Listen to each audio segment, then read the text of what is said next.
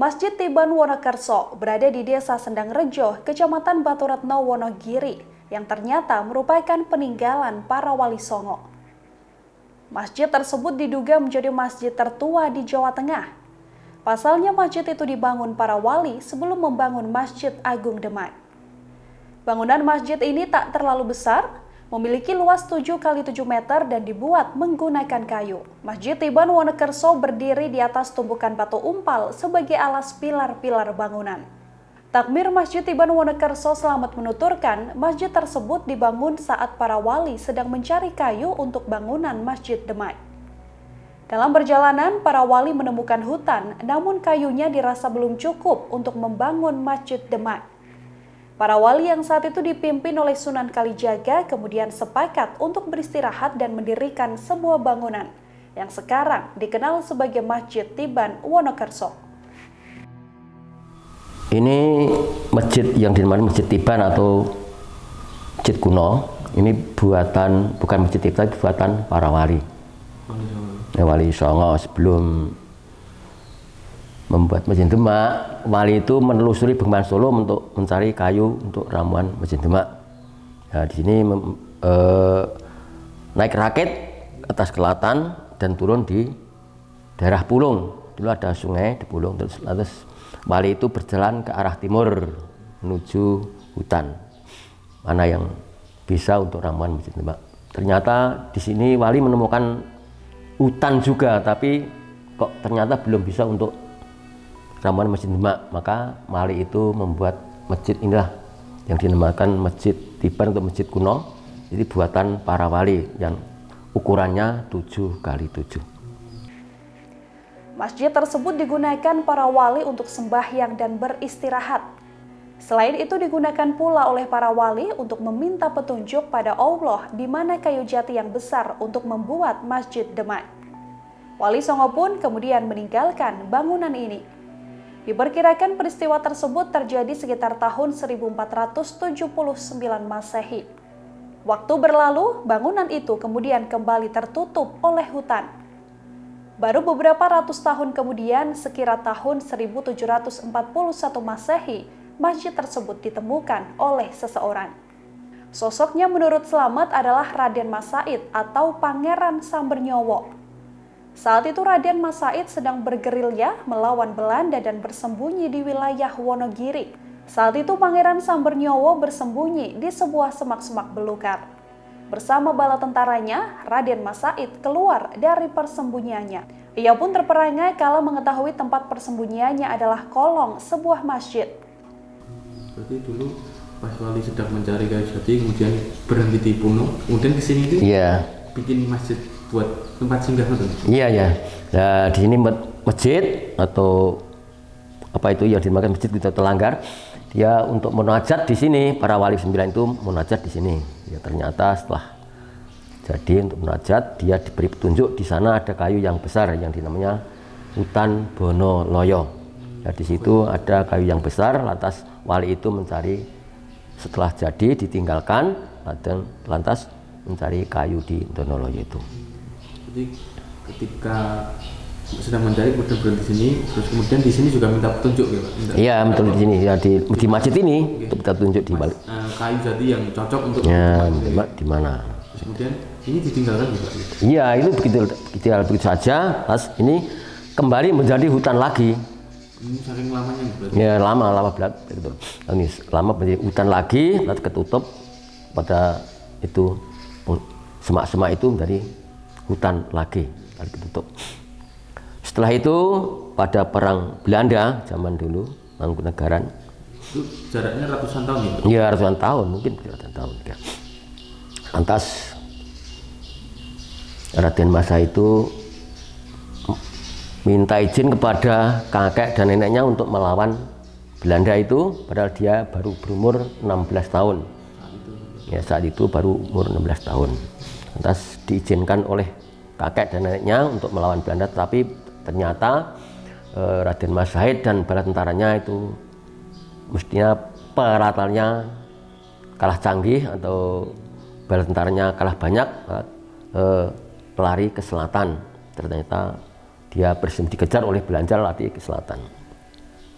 lari-lari terus sampai bersembunyi di semak-semak. Yang untuk bersembunyi Raden Mas Yahid itu adalah tempat ini. Di semak-semak. Ya, cuma kolong masjid itu.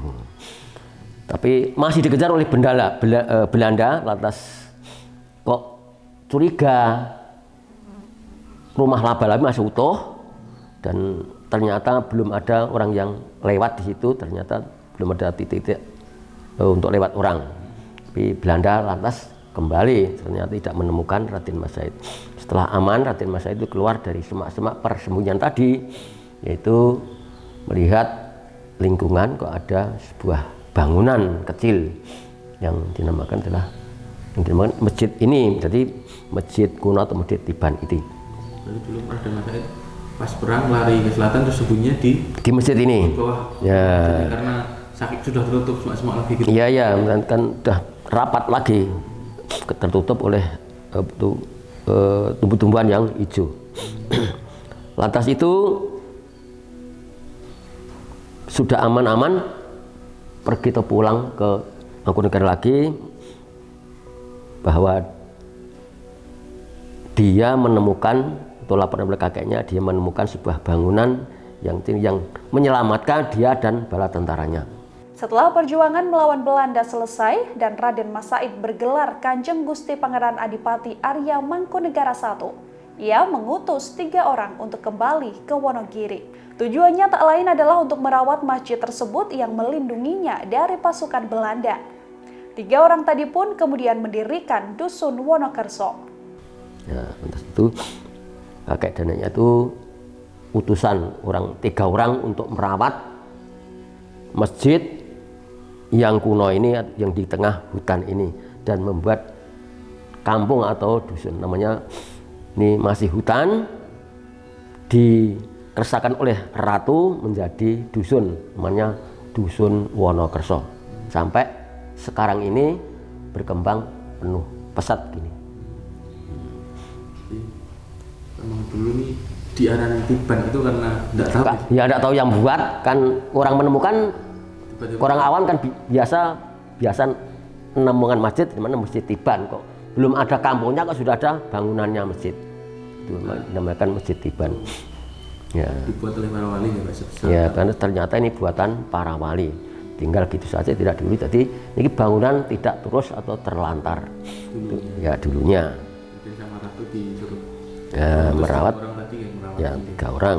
Itu satu Imam Kambali, 2 Kanape, yang ketiga dia Yang Tuhu Wono, yang dimakamkan di sebelah selatan, yang satu di sebelah timur, yang satu sebelah barat kampung ini. 3 orang tadi dari Mangkunegaran. Iya. Di masjid ini bisa dibilang lebih tua dari Masjid Demak. Iya, memang lebih tua dari Masjid Demak, karena wali membuat Masjid Demak itu membuat ini dulu untuk mencari kayu untuk munajat di sini. Ya. Kayu jati tadi. Ya, jadi orang yang pertama menemukan masjid bangunan lama ini adalah Raden Mas Yahid atau Samber Nyawa. Dan setelah ratusan tahun. Iya, begitu. Iya. Hingga kini Slamet mengatakan masjid tersebut masih digunakan untuk ibadah warga sekitar. Sejak tahun 1996, masjid itu masuk dalam benda cagar budaya. Selain sejarahnya, bangunan Masjid Tiban Wonokerso masih kokoh berdiri tanpa pengubahan bentuk dan bahan bangunan. Arsitekturnya pun sederhana, beratap tumpang 2, berbahan kayu namun masih terlihat sangat kokoh. Keunikan masjid tersebut ada pada pintu masuknya. Saat hendak masuk, jemaah harus menundukkan badan karena ukurannya hanya sekitar 1 kali 1 meter. Menurut Slamet, walaupun pintu terbilang kecil, orang-orang bisa masuk tanpa kesulitan. Di dalamnya 4 pilar kayu terlihat kokoh menopang atap yang seluruh kerangkanya juga terbuat dari kayu. Tepat di sebelah imam berdiri terdapat sebuah mimbar terbuat dari kayu sangat kuat dengan bentuk menawan. Lantai kayunya pun masih dipertahankan hingga saat ini, namun telah diberi tambahan karpet. Kubah masjid yang dibuat menggunakan tanah liat masih terpasang dari awal didirikan oleh para wali. Sementara itu di bagian teras masjid tersebut sudah dibangun bangunan tambahan. Cagar budaya ini. Iya, cagar budaya tahun 1996. Diakui sebagai cagar. Iya, cagar budaya. Perawatan semuanya dari Dinas Purbakala. Dinas Purbakala perawatan semua. Tinggal ini hanya menempati dan mengamankan. Yang merawat ya kan diberi petugas oleh Dinas Purbakala, ya, seorang penjaga yang sudah termasuk PNS itu, Pak Warto itu PNS. Merawat masjid ini. Kalau ini bangunan baru ya Pak, yang di sini? Bangunan baru 1082. 82 ini. Perluasan. Ya, perluasan karena umatnya Semakin baik. berkembang pesat dan tidak mampu untuk menampung, menjadi tambahan Serambi. Dan ini yang depan itu dipinjami oleh perorangan, lantainya dikeras kalau hari raya untuk sholat Idul Fitri atau Idul Adha. Oh, sampai sini? Iya, sampai sana. Itu kan minjam supaya dikeras ya, untuk sholat bisa. Tapi tidak memiliki, hanya minjam kalau hari raya saja. Yang jelas asli, pintunya juga asli semua. Iya, masih asli semua. Harus menunduk kalau masuk. Iya, memang masuk rumah Allah harus nunduk. Firasatnya, filosofnya hanya begitu mungkin gitu. Dulunya begitu ya. Ya. Bangunan ini panggung ya Pak? Ya, panggung ya. Ya, sampai sekarang ya begini ini keadaannya, kampungnya sudah ramai dan masjidnya juga tiap hari untuk beribadah, umatnya ya lumayan lah. Berarti sampai saat ini masih difungsikan ya Pak? Iya, masih terus.